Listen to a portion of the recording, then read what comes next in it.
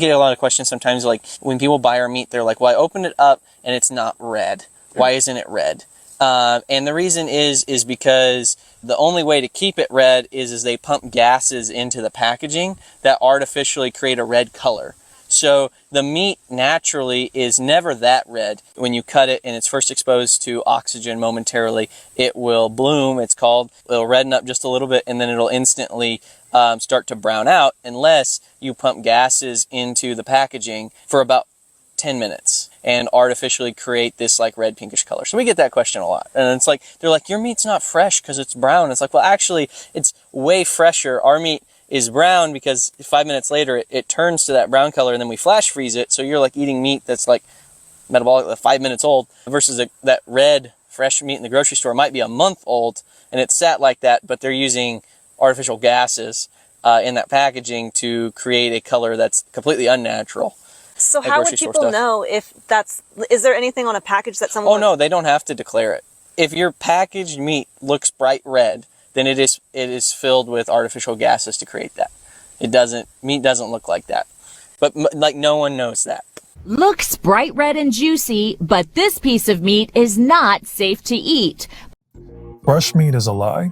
Here's the truth that they don't want you to know. The meat looks fresh, but it's not. It's been engineered to appear fresh. After they butcher the cow, they bleed it out, wash it with acid, age it in cold rooms for 2 to 4 weeks, inject gases like carbon monoxide to fake that bright red color, use meat glue to stitch scraps into steaks, and sometimes add water, salt, and phosphate to keep it soft. And you thought that red meat in the store was clean. Nah, that's Frankenfood wearing lipstick. Raw truth, the meat industry is built to make you dependent. It doesn't nourish you, it creates cravings. It doesn't heal you, it feeds the medical system. It doesn't elevate you, it disconnects you from life, light, and vibration. You're not just eating meat, you're eating death, inflammation, fear hormones, trauma stored in the tissue of a tortured being.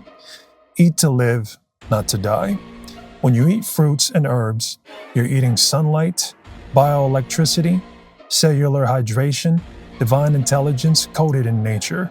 But when you eat flesh, you're devouring something that had to suffer to get to your plate.